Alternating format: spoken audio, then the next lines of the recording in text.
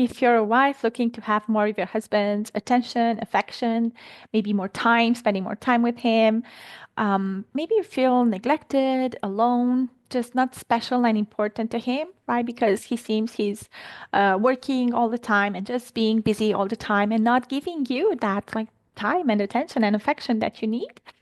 I made this little video for you because I see this very often and I see women make many mistakes trying to get this affection and attention, and it backfires and it makes them feel less important, less cared for, maybe even like really unloved, maybe even thinking about divorce because they are simply like not appreciated, not seen, like very disconnected, right? Like this is what we call disconnection.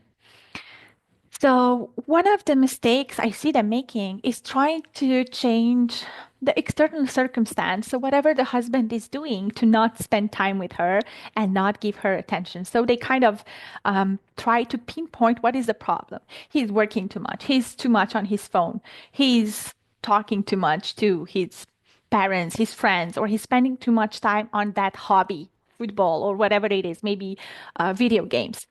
I'll just take this example, but just apply it to you. So whatever your husband is doing to not give you time, attention, and affection, and he's busy, right?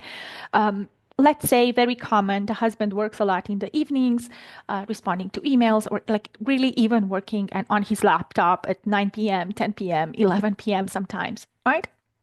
So the wife tries to change this and tells him, like, look, it's not okay. You have to set some boundaries. You have to stop working in the evenings. You work all day. It's too much. We're not spending time together. I feel alone. Maybe even like they just try to say nicely, okay, like this is the problem. Maybe they complain a bit, right? But they feel like, okay, we have a problem. I have to tell him. And they really try to fix this thing that he's working too much or whatever he's doing, right? Like just apply to your situation. Um, Many times the husband will just say, I can't, I just have to, and he will keep doing whatever he's doing, right? Because he has to. And he will have an explanation. They will have maybe arguments on it and never finding a common ground. And the wife just keeps feeling alone and neglected. Other times, they will convince the husband in some way or another to work less or to have boundaries with work and stop working at 7 p.m. We're just going to say, like, he stopped working at 7 p.m. But what happens is because he felt obliged and he did this not to pleasure her in a good way, but to just make her stop nagging, it doesn't last a lot. And what the husband does in these situations, okay, he will stop working, but he will do something else. He will spend time with the kids, a lot in the bathroom, on the toilet, on his phone, or doing something else. Like he will keep avoiding her because the problem was not working, right? Like that was the symptom. That was the symptom what we were seeing. But the problem is he didn't want to spend time with her. And it's not because in your situation, if that is, it's not because he doesn't love you, doesn't care about you, is he doesn't feel good and safe with you, right? It happens to us too, as wives, as women. I'm just talking about this specific situation because I want you to get that time and affection and attention. So it really backfires because the woman again will feel even more unseen and unimportant and unloved and uncared for, and the husband will just find something else, right? Like he will be on his phone, he will keep being distracted because he's avoiding something. He's avoiding the feeling he has when he is with her, which most of the times what husbands tell me when I do talk with them is that they feel not a good enough husband. They just don't like to see that disappointment in their wife's eyes, so they avoid her, but not because they don't love the wife, because they don't like how they feel with her. They just see her disappointed, sad, um, frustrated, like not happy, right? And they keep feeling like failures and failures and failures. And it feels so bad for them. They want to avoid it. They just don't want to look at it. Psychologically, it makes a lot of sense, right?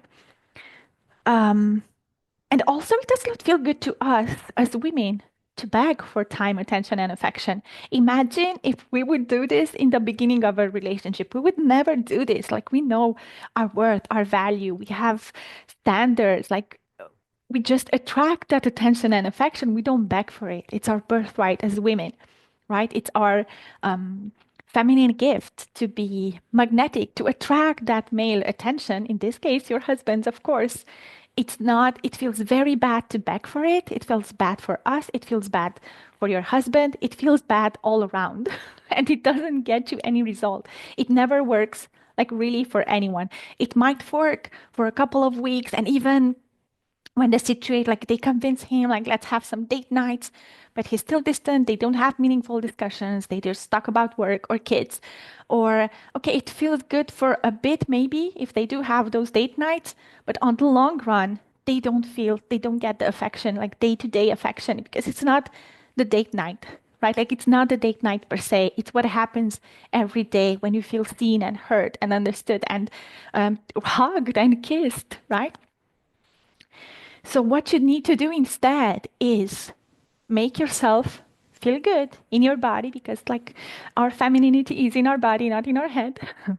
Make yourself feel good, and this will be magnetic, and this will create a safe space. So, when we feel good, we are naturally smiling and not rushed, like moving slower, more calmer, more present. And this is very magnetic to every other creature on earth, to animals, if you have, to kids, to husbands, right? And the result is he will want to spend time with you. He will make the decision, I want to stop working because I'm wondering, what is she doing? She's dancing in the kitchen. Like, this is what's happening. I just want to be around her. He cannot explain it logically, but he wants to be around her because it feels so good. And she's happy, she's smiling. She doesn't look at him like you're the worst husband in the world. Like, we don't realize we do this, right? Because we do feel alone and we're just upset and disappointed. But when they see this, it's very repelling. It's very scary. It's very, very, very scary to the male nervous system to see their wife unhappy. So they can only make her more happy and add to her happiness if she makes herself happy, like just a bit, just a bit, to create that safe space. And then she is able to um, express like really what she wants, right? And then ask for it, and ask for it in a way that is not begging, right? Like, ask for it in a way that sounds like a desire than a request, right? Like, I would love to go out. Like, that sounds so, it doesn't sound like begging. It doesn't sound like, yes, I will do anything to pleasure you. Bottom line, all you have to do is make yourself feel good slowly. This is called relational intelligence. It is even more important than emotional intelligence. It's, I call them smart wife skills. I have a lot of smart women in my practice. They are very smart in their careers, academically, IQ wise, but in their relationships, it just doesn't work. Like, those skills don't work. It's learning relational intelligence, like being smart as a wife to get what you want. Like, I want all women to get like time, attention, and affection, and like feeling spoiled and taken care of, like the most important person to their husbands. And husbands do want to give that, but they don't feel safe. Right? Like, it's a circle. So, bottom line, it's a lot easier than you think. You don't have to beg for it. Oh, and by the way, I want to say this earlier. I do offer marriage analysis to women who are looking to learn this relationship skills. Like, I call them smart wife skills. The marriage analysis is free. We go through 7 areas in your marriage. We see what's working, what's not working, what you should be doing different. So I kind of give you a game plan. If you want me to help you in implementing the game plan with my program, perfect. If not, it will still be the best time you can spend on your marriage. I will link that where you can book that call. I will link it somewhere in the description. Okay, bye bye.